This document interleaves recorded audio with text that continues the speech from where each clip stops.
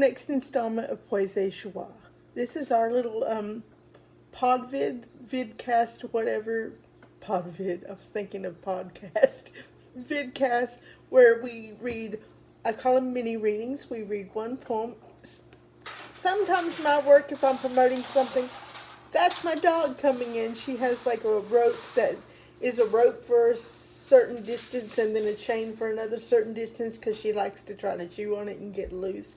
And the chain kind of keeps her from doing that, the chain part. But the chain part makes all kinds of noise when she comes across the threshold.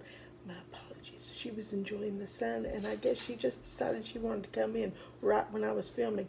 But she's going to have to wait. Okay, she's just going to lay there and on the cool floor because it's warm today. So she's just going to lay there on the cool floor and cool her belly off after laying out there sunning. But anyway, as I was saying, we read one poem. Sometimes my work, if I'm promoting something, usually somebody else's. I have quite the library here of poems from all around the world. This channel goes back to 2011, and usually I read the poems in English because that's the language I'm most familiar with. Also, it's the language that the internet is mostly written in. So if you find a poem here that you really like, and that you find that you are familiar with the original language that the poem is written in, I encourage you, or that you can read it, I encourage you to go back to the original language, read it and its translation side by side, because that is a journey in and of itself. Because oftentimes when it comes to poetry especially, the translations can often be a separate work of art that is very different from the original poem itself, just because languages are very different from one language to the next. So translating it is an art in and of itself. And it can just be a really interesting experience to read them side by side. People who speak in more than one language know exactly what I'm talking about. But today I'm reading a poem by a poet named Andrea Horowitz. I hope I'm pronouncing that correctly. Sometimes my mouth doesn't always cooperate with what my brain wants to say. She is a poet that I worked, full disclosure, that I worked with to help edit this book for Voice Lux Press. And you can find this book on Amazon. Oh, and I usually say what day it is when I record these, because sometimes it can be a while before I actually upload them. It is August 16th, 2025. That way I can put in the intro block when I filmed this. And that way we will know too, because sometimes quite some time passes by before it actually gets uploaded, just because life. But Andrea Horowitz, this is her debut collection, and I really enjoyed it. She doesn't necessarily write what I call the workshopped poem, or actually I prefer the term pop poetry, where it seems like there's a lot of poetry out there that it could have been written by the same person. It's like you read it and you're like, you read the whole collection and you're like, my goodness, it's like you could just trade out the poet's name, but they all could have been written by the same person. It seems like a lot of that is happening. And I don't really know how to describe the kind of poem I'm talking about. If you've read a lot of poetry, you know what I'm talking about. And some people call it the workshopped poem, and then my word for it is pop poetry, because it's what generally gets published. And it seems like the only distinguishing factor from one poet to another is either the poet's name, or they'll drop in something to distinguish it in terms of whether they are an LGBTQ poet, or whether they are indigenous or a poet of color. They'll drop something in there to let you know that. And other than that, it could have been written by anybody, because it's like all the same. Andrea Horowitz doesn't write like that. I wouldn't say that she is full-on experimental. She is very much what I would consider a mainstream poet, but she is not a pop poet. She's kind of like hanging out on the border between those two things. Not exactly a pop poet, not exactly an experimental poet. She's like hovering on the teeter-totter edge of those two things, if that makes any sense. Um, Her collection is called Send Me Into a Different Ending. And the poem I'm going to read from her collection, I would show you the copy, the cover, but I don't have a physical copy here. I'm going to be reading off of the PDF that I used to make her book into a physical book. But you can, I will put the link to where you can order it in the description box. I usually try to put some kind of idea of my source material in the description box. In this case, since I do know I do know the listing because I was involved with Voicel Express in helping to edit this and actually push it through to print. So I know what the listing is. I will put the link to the listing itself in the description box. So if you are interested in reading her collection, you can go buy it. I'm sure she will appreciate that. All us poets do. It seems like we work ourselves to death, and most of us do so on a voluntary basis for our entire lives. We work ourselves. Writers work hard. There's a lot of work to that in the back that people don't see, and the grand majority of us do it on a volunteer basis. We pull all-nighters, we do all that stuff you see on TV, and we don't get paid for it, most of it. Poets don't, most of us. And so all of us are very grateful when you buy a book or share one of our posts on social media or leave a review for us on Goodreads and Amazon or wherever. Any little bit helps because it can be so easy to get discouraged. Okay, so this is Andy Horowitz's poem. I'm going to read. You showed me my breaking point and left me there. Now, something that I really appreciated about Andy's poem, and I don't know if it's going to show up in this poem or not, is she has a wicked sense of humor.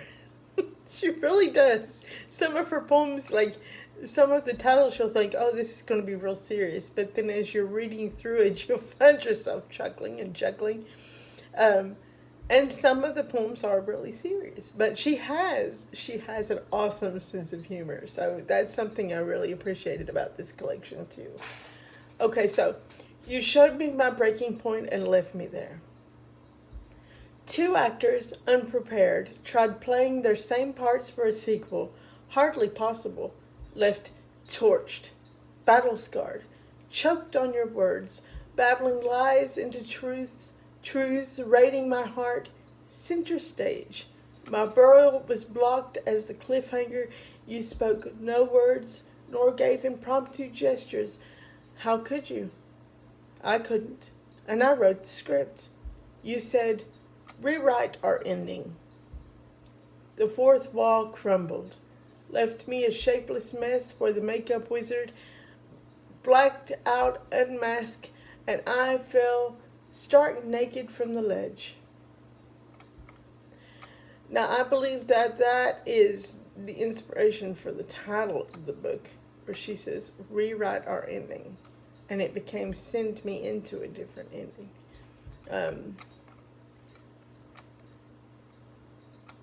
So I think we've all kind of experienced that in one relationship or another, haven't we? Where it's like we were all in, but the other person wasn't, and we took the leap of faith and they didn't, and it's not the leap that it's not the fall that kills you, it's impact.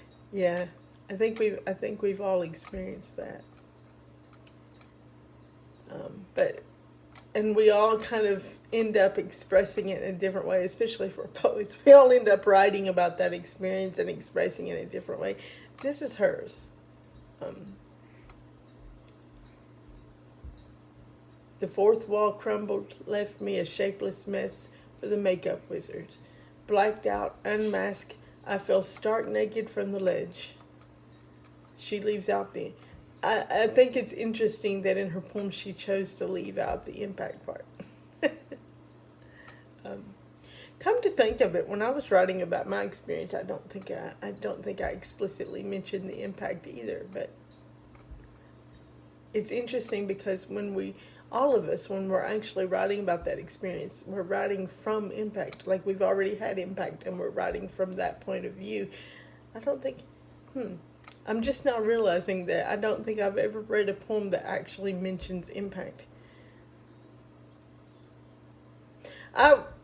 Maybe I'm thinking about that because I just last year released that collection Faller, which was a micro chapbook of poems written from the point of view of the followers at 9/11, and it's free on my website. You can go to my website and it's free. And but it's written from the point of view of the fallers as they were falling, because like those that jumped, or most of them fell, but jumped, fell, whatever. I wouldn't consider that suicide, because what choice do you have? You're basically just choosing one death over another. But anyway, there's a whole foreword in the book about that. Trigger, the foreword serves as a trigger warning, but it also explains my point of view on the whole controversy, jumper versus faller, suicide versus not. But anyway, they had about 10 seconds from the time they left the building to impact. And I think about these things because I have cerebral palsy, and part of that condition is that you spend your whole life falling. It's like a high contact sport, like being a jockey or an American football player, except you don't get to wear the safety gear and you never get to retire. That's what living with cerebral palsy is like.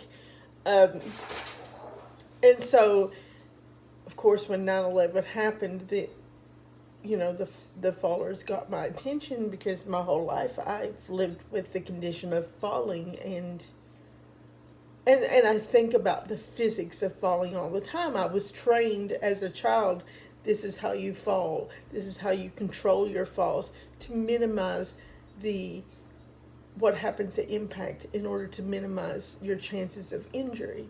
So it's like something I think about constantly. And so I'm sorry if I'm getting too graphic about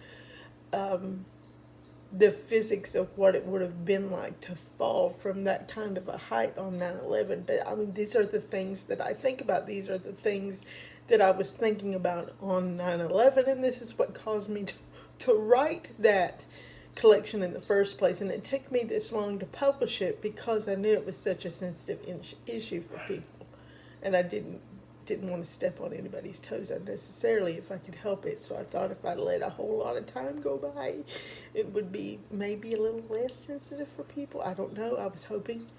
But they had like 10 seconds there for thoughts to run through their minds. And sorry about my dog. And whenever you're falling, time in your head slows down compared to actual time, or at least it does for me. So anyway, that's what the poems are written in, that space of time where they're actually falling. And of course, impact doesn't come into those poems either. So, but that's interesting, because the fall doesn't kill you, the impact does. But we as poets, we hardly ever touch on actual impact, whether metaphorically in the sense of taking the leap of faith in a relationship and the other person not being there to leap with you or to catch you, or in the literal sense with 9/11. It's not... something exciting going on out there, baby. Mama, come get you in a minute, okay? And it's not that we're avoiding the subject. I think it's because as poets we understand that what is not said is just as important, if not more important, than what is said. And maybe when we talk through the part where we're falling, like she did here, but leave out the impact. Maybe that's what we're doing, is we're leaving space for you to fill in your own experience, because that's what we're doing when we leave space. We leave space for the reader to fill in their own experience in the places where we left things unsaid, because it's a two-way street. Well, all writing is, but it's more so with poetry. Well, all writing is a two-way street, where the writer writes so much, and then the reader comes to it with their experience, and so the book will be a different experience for every person who reads it, because it's a two-way street. But it's even more so with poetry, because poetry is this whole big emotion, bigger than any emotion you can put in prose, condensed, and so you've got so much that is left unsaid, in between the so much that is said. And so it's even more of a two-way street. And maybe that's why we hardly ever speak of the actual impact. Oh, the birds are out there now. I've got a bird feeder out there, and lots of activity outside. I hope that instead of it being so much of a distraction, that it actually enhances the video. I know the birds would for me. Lots of activity on the porch today. Well, it's like I said, it's a hot day. It's the end of summer. And like all the wildlife and everything are preparing for winter. The birds are molting their feathers to put on their winter feathery and their winter plumage. That's the word, plumage. And so everything is getting ready for winter, and everything's in that hectic end of summer thing that happens, where they're trying to get nice and lots of food in their belly and get nice and plump, because the lean time is coming. That's what's happening right now. And and as far as the humans go, it's harvest time. Everybody's out picking the fruit off their trees and the corn off the stalks, and it's harvest time, and the birds are. So it's hot out, but it's also the busy time at the end of summer, and you can tell because it's noisy in the background. My apologies for that. But I hope you enjoyed our poem today, and I hope you will go check out Andy's work, and anybody else that's on this channel that you find really interesting. Come back next month for our next episode of Poise et Joie. Thank you very much for joining us, and all good things to everybody. All good things to everybody. Don't a daggle hunt ye.